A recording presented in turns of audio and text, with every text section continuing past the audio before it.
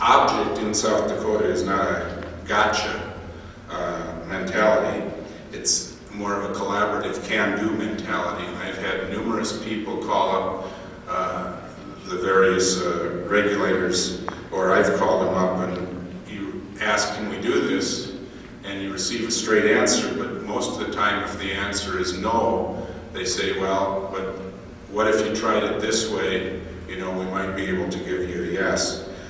So I think that the key in these applications is to take a little bit extra care and time to scrutinize things and to get them vetted with the division, and that makes the application process go much smoother. Page 35, and we're almost to the end here, and I've almost got my 90 minutes, and I practiced just down there. While forming is ongoing operations, you're going to have an insurance company, and so there are ongoing requirements. First of all, there's annual reporting requirements and meeting requirements. There's an annual report to the Division of Insurance. There's an actuarial report and a CPA report every 1, 3, or 5 years, depending upon the type of captive. You've got to file specific tax information and premium tax returns. Captive board members are required to meet within South Dakota annually with a quorum physically present. Minutes of the board should be kept, as well as minutes of committees, and if the captive's a trust captive, the governing documents of the trust must be followed, and if it's a directed trust, which many of these are that are trust captives, you need to follow the investment committee instructions or the trust protector instructions as well, and have those documented. Claims processing. Since captive insurance companies are insurance companies, they're expected to process the claims received. Now, you can hire a claims management company, or you can set up procedures to do this yourself. It just depends upon what the anticipated volume of the claims are. It's foolish to pay a claims management company a minimum of $10,000 a year if you only anticipate one claim. You can probably set up a procedure yourself that'll handle that a lot smoother. If the client is part of a group, cell, or association captive, there are more members, obviously, and so there's more likelihood. But the key is to have an established process for this. Third is premium billing. You're going to want to send out a premium bill each year and have that documented. I mean, that's what an insurance company does. Again, if you're just sending out one bill a year to the parent, you probably don't need to hire a billing company for a minimum of $5,000 or some huge charge. And then tax reporting and return filing. Now, the most important thing here is that the CPA must ensure that all the entities, the parent and the captive, are taking consistent positions for state regulators and for the IRS on insurance treatment, excise tax, and everything, and that all the proper elections are made, that the captive is operating independently, and that the reserves and premium are appropriate. Appendix 4 gives you some cautions, and that's got kind of a fun one of rate reviews and people who tried to claim huge premiums. We're not going to be able to form a captive insurance company and say we want to get $1.2 million out of the parent business in South Dakota and buy $1.2 million premium earthquake insurance. When I can go and get earthquake insurance from some commercial carrier for $5,000, I'm sure, in South Dakota, the IRS isn't going to allow a deduction of $1.2 million for it. It just isn't going to happen. That's an absurd example, but that's the type of thing that's why we want these actuarial analyses, we want them to be complete and appropriate. Tax returns and annual reports are filed both at the state and federal level, and don't forget to file the annual report for the entity with the South Dakota Secretary of State if you've got an LLC, a corporation, or a statutory trust. In conclusion, I just want to tell you that the captive concept was new to me 3 years ago. As I've studied it, I've become convinced that in the appropriate circumstances, it's a wonderful tool for our clients and for us as lawyers. I've really been as excited about this as I have been in any new concept I've worked with in 35 years of law practice. There's an opportunity here for creativity and problem solving with our clients. There's an opportunity to assist your clients in growing their businesses and smoothing out their business risks. Our state legislature and regulators have been responsive to keep alive the collaboration in South Dakota where business is not a dirty word.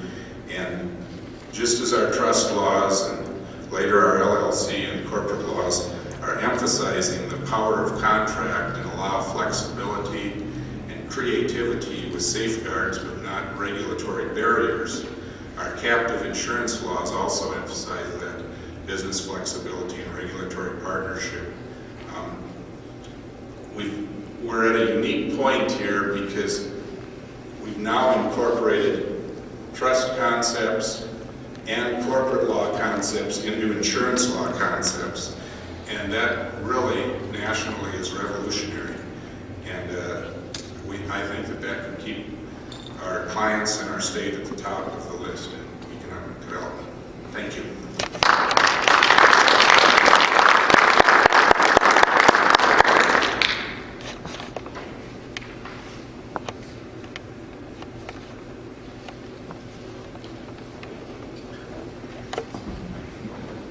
Does anyone have any questions for Terry? All right. Thank you, Terry. Great presentation.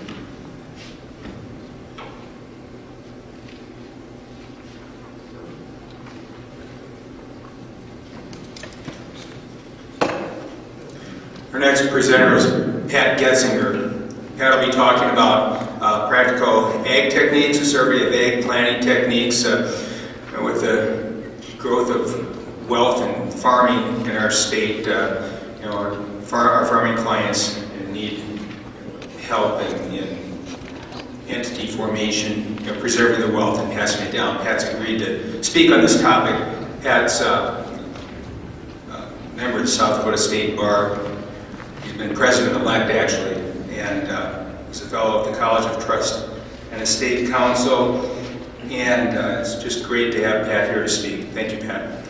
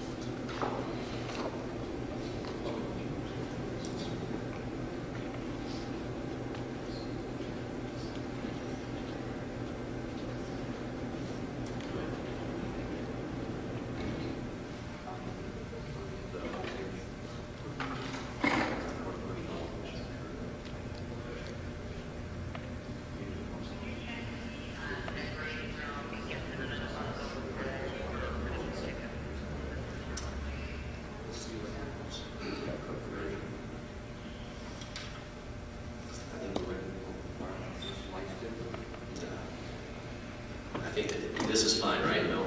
Yeah. We don't need lights. What's that? Good position to the mic. So I can't wander? No. Well, you can if you've got that lavalier on. Is that ready to roll? And it's a light camera. I could follow you out to the parking lot. 1, 2, testing.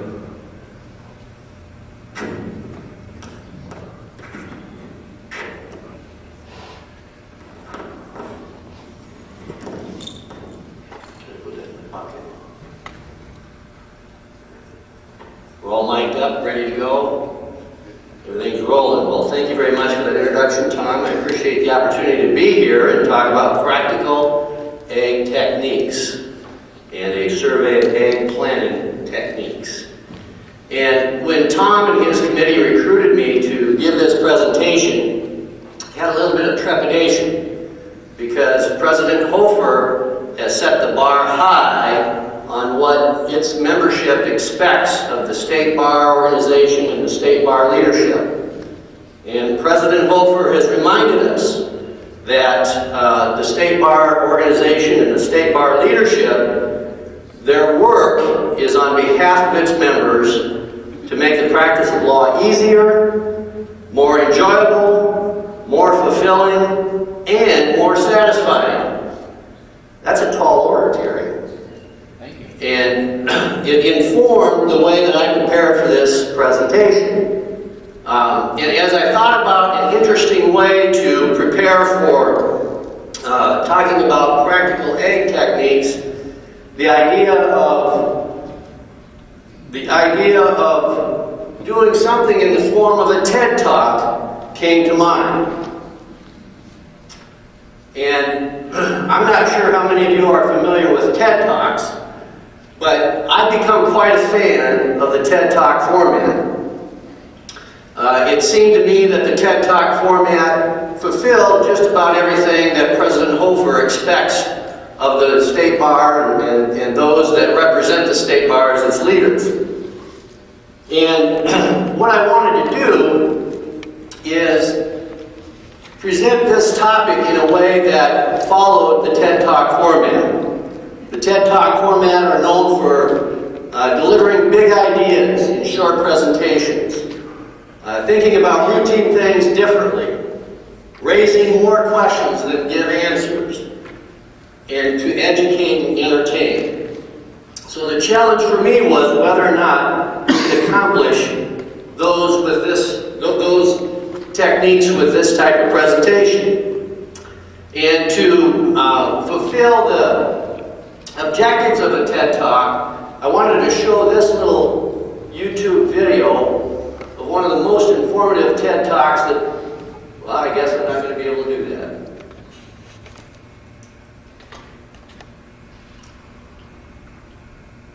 We won't be able to do that, so not a big deal. We'll go on. But the other thing that I wanted to make you aware of is that this is just a survey of planting techniques. It does not go into each and every planting technique in great detail. We don't have enough time to do that. We don't have enough capacity to do that in this presentation. And the things that I'll be talking about in this presentation, there are a bundle of resources available. Available in your practice, online, through the State Bar website, to support the how-to type analysis of dealing with ag entity formation or entity formation techniques, the authority to be behind the tax rules associated with those formation techniques. This is going to be an overview. This is going to be a discussion of the big ideas associated with the different ag techniques that are out there. And with every good TED Talk, you have to have a graph. And so I hijacked this graph from a TED Talk that captured my interest, and appropriately enough, it's called The Pursuit of Ignorance. And the graph shows the relationship of what you know and how much you know about it. And I hijacked this to illustrate where some of us are on this graph. And if you start with a new lawyer, and we've got a few in the audience, and I'm happy to see them here, but if you start with a new lawyer, they're the equivalent of an undergraduate student on this graph. Their interest level is high, but they don't know a whole lot about a lot of different topics. And as we move further down on the scale, you come up with a developing lawyer. And the developing lawyer is a little further along in their practice. They know a bit more about more things, and they're starting to narrow their focus on what they know about the various topics that they have an interest in. And then we move down to the veteran lawyer, the equivalent of a PhD. The veteran lawyer knows a tremendous amount about almost nothing. And where we get a little bit concerned is when this line goes below, the red line goes below the black line, and you've got a lawyer that knows very little about almost nothing, and that's just about where you find me. So we're going to have a little bit of fun with some of these topics and touch on them and give you some overviews about the different concepts associated with these items.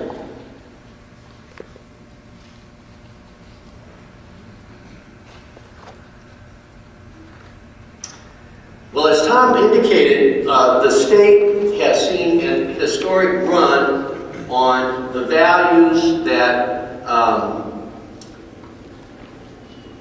our real estate prices have grown to. I show this chart of the state to show you the increase in the value per acre of what land is bringing in different sections of South Dakota. You look at the percentages of growth on an annual basis with regard to several of these sections of the state, and it's incredible to see the value of land grow in South Dakota.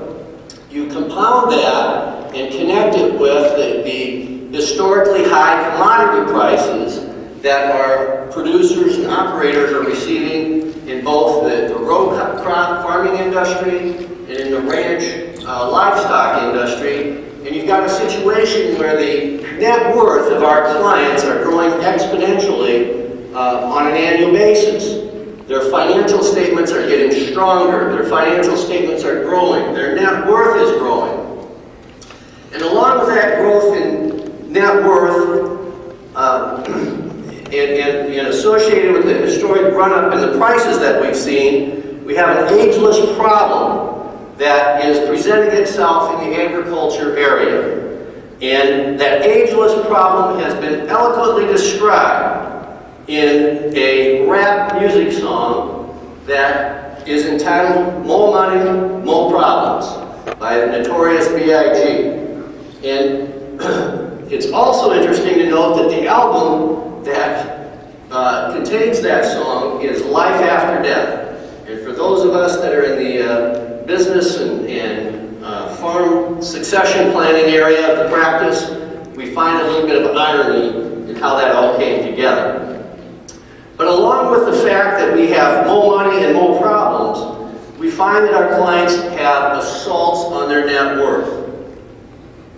The assaults on their net worth come in different forms. And we as advisors need to have the topics and techniques.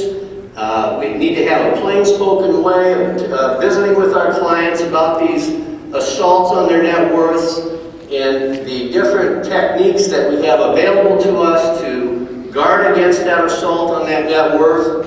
And we need to visit with our clients about these assaults as life marches on, but before circumstances march them over the cliff. And those assaults on the net worth come in several forms. They come in the form of taxes, they come in the form of predators, creditors, in-laws, and outlaws.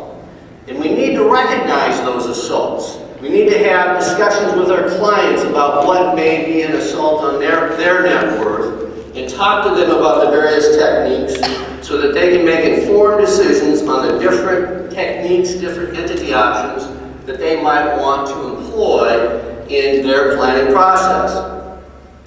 And what I want to do is visit with you about broad generalizations that we can make about the different entity choices that we have available for our clients and their ag operations. Because those broad generalizations, those very general rules, the golden rules as I call them, can eliminate options available to our clients or elevate other options available to our clients in their planning spectrum. And knowing what these generalizations are, knowing what these golden rules are, will help you get to a narrow choice that you can visit with your client about with respect to the type of planning options that may be appropriate for their circumstances. The other thing that I want to make sure you're aware of is this outline, this program is not heavy on statutory citation, case law citation. It's not heavy about the how to form these entities. Again, we've got legions of resources available for that.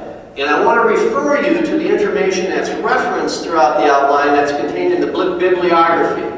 And it's different than most professional outlines in that it references some popular news articles. It references articles that I've brought forward from the Agricultural Law Digest, just a wonderful resource available to professionals who have agriculture clients, and have cited to those articles and present them to you in support of this outline so that you can have that general information available to assist you in explaining otherwise complicated and detailed concepts to your clients. The other thing that I've done is I've opened the vault up on the Gunderson, Palmer, Nelson, and Ashmore forms and materials and marketing materials. Because at taking President Hofer's advice and theme to heart, we want to make it easier for our practitioners to assist their clients. And one way to make it easier is to see what a firm like ours, who represents a fair number of ag clients, does to communicate these otherwise complicated topics with their clients. And so for the marketing pieces, for the pieces that we hand across the conference room table to our clients, to explain these different options and techniques, we've opened our vault and I put some of the more relevant marketing pieces that our firm uses to support this practice area there for you to use and make your own. Improve however you want, edit however you deem appropriate, but to make your own if you find it helpful to carry forward the discussion with your clients in an easy, plain-spoken, shirt-sleeve type manner. Well, these broad generalizations are where I start when I sit down with a client and analyze what's appropriate for their ag operation. And some of the golden rules that come to the surface are ageless, and you know them, but these are just good refreshers and reminders. And one is that we caution against owning real estate in a corporation. We know that adding real estate to a corporation is easy to do at the inception, but if that corporation ever wants to split up, if it ever wants to dissolve, if it ever wants to terminate or reorganize, we've got issues associated with how we get that land out of that corporate entity because of the tax rules that are unique to that corporate entity. We don't have the same encumbrance on dissolution, reorganization, transfers back to the members when it comes to entities that are formed under partnership tax law. So we don't have the same type of challenges if we want to rearrange how the land is owned among the members. If we have an LLC, an LP, or a triple LP, or a limited liability partnership. So we want to stay away from that corporate entity as the organization that owns the real estate.